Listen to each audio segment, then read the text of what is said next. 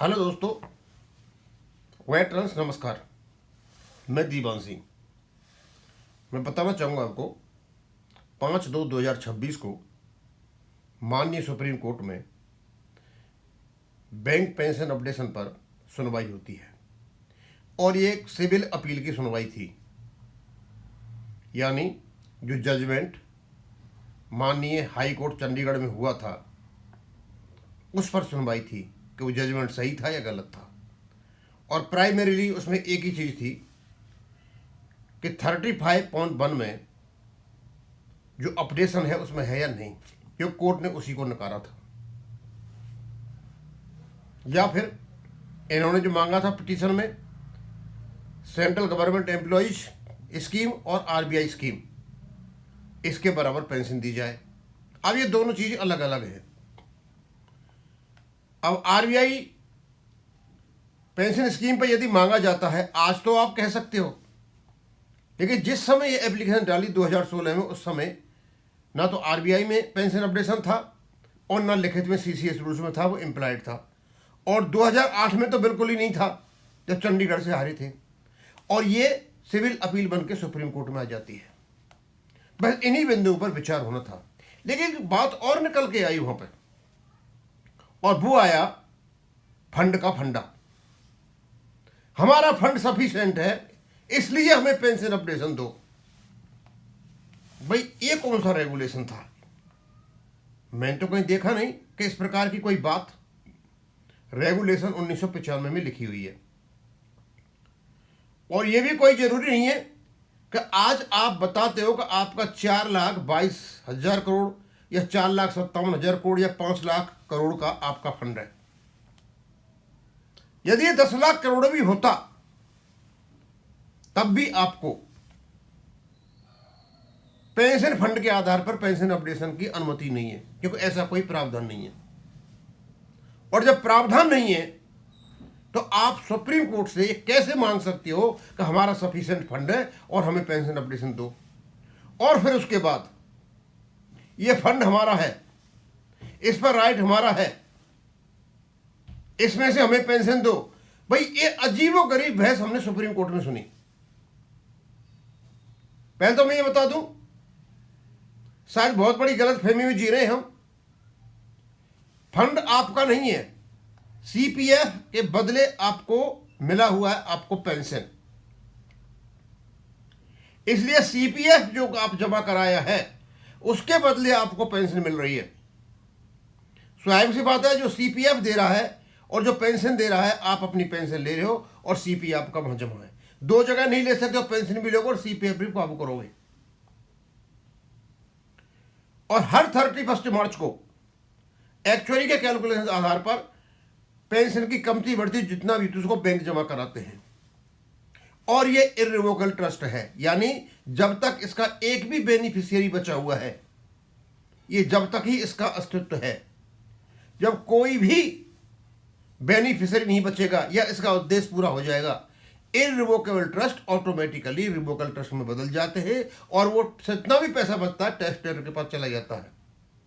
2060 और 65 के आसपास हमारे सारे के सारे पेंशनर्स शायद इस दुनिया को छोड़ गए होंगे, और उस समय जो पैसा बचेगा वो किसको दोगे?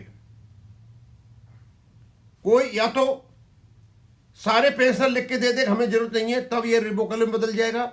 और जब कोई भी बेनिफिशियरी नहीं रहेगा तो ऑटोमेटिक रिवोकेबल में बदल जाएगा। और जैसे रिवोकेबल में बदलेगा, टेस्टेटर को अधिकार होता है उस ट्रस्ट को खत्म करने का, यानी बैंक अपना जो पेंशन फंड है खत्म करके अपने पास सारा पैसा ले लेगा। आप कैसे कहते हो कि आपका राइट है? आपका राइट तो नहीं है। फिर ये थ्योरी लाया कौन? ये बड़ी खतरनाक थ्योरी थी। पेंशन फंड किसी भी हालत में आपका पेंशन अपडेशन का आपको अनुमति नहीं देता।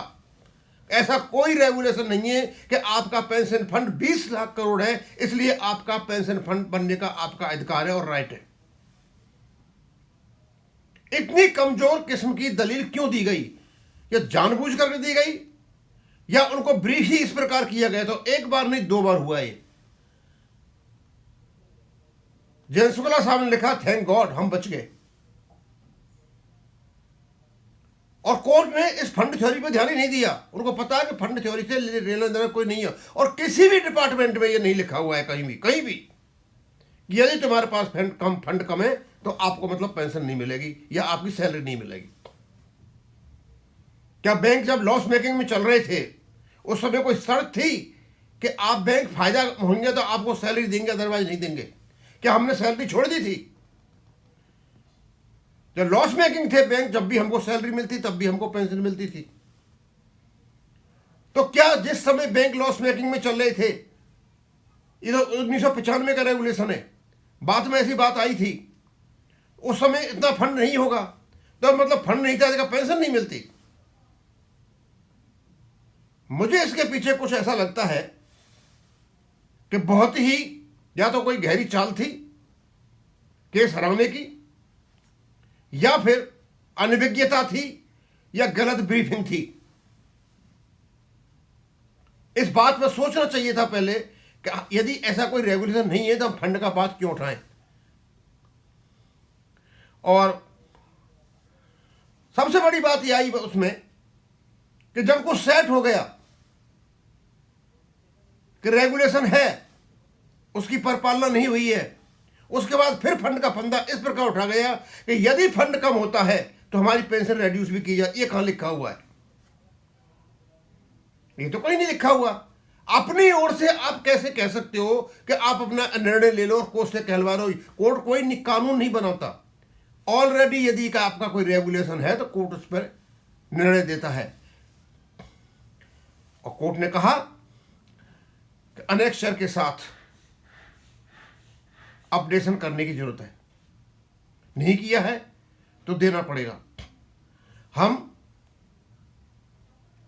ये पूछना चाहते हैं कि फंड के साथ क्या कहीं अपडेशन का कोई रेगुलेशन है? 35(1) में तो नहीं है। तो सीधा सीधा जो आपकी लास्ट पे ड्रॉन है उसका 50% 10 मंथ का, और उसके बाद अनेक्सर 1 में भी दे रखा है, लगभग यही दे रखा है। वहां भी कोई फंड की थ्योरी नहीं है। और मान लो फंड नहीं है आपके पास तो क्या गवर्नमेंट अपनी लायबिलिटी नहीं निभाएगी? लगभग सभी राज्य घाटे में चल रहे हैं, तो क्या कर्मचारियों की सैलरी और पेंशन नहीं मिलती है? और इसको फंड से जोड़ देना, इसका मतलब फंड नहीं होगा तो आपका पेंशन बंद हो जाएगी। मान लीजिए फंड खत्म हो जाता है और वकील साहब के बहस के अनुसार फंड खत्म हो जाता है, तो क्या पेंशन खत्म हो जाएगी? फिर इर्रिवोकेबल ट्रस्ट का लीगल कॉन्सिक्वेंसेस क्या होंगे? एक बहुत ही गलत प्रकार का उदाहरण ये बैंक पेंशन अपडेशन में जहरबाजी हुई है। हम इस बात के धन्यवाद देंगे, उनको गलत ब्रीफ किया गया वकील साहब को।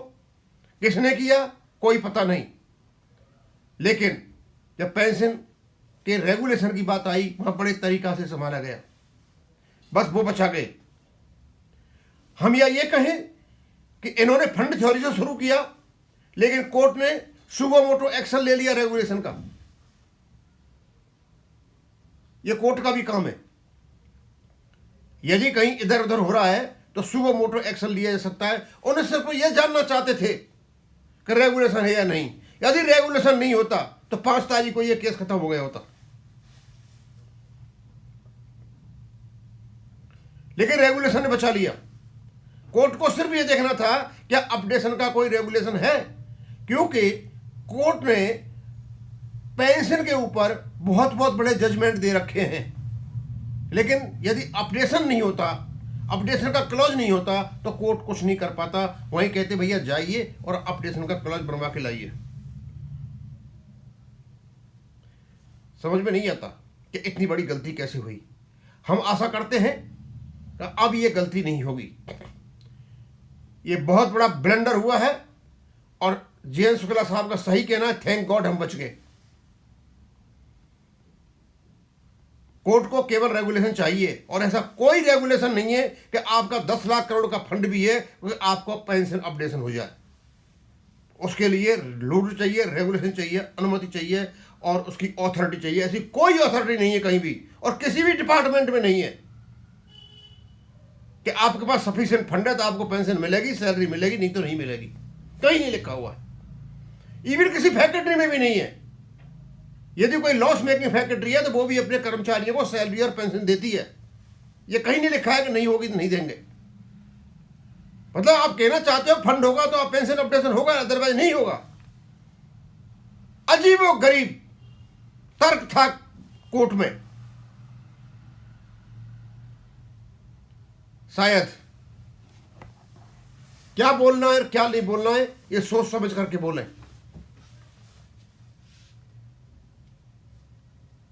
अनभिज्ञता में बोला गया, जानबूझ के बोला गया, लेकिन गलत बोला गया। अब मैं इसको यहीं खत्म करूंगा। थैंक यू, धन्यवाद।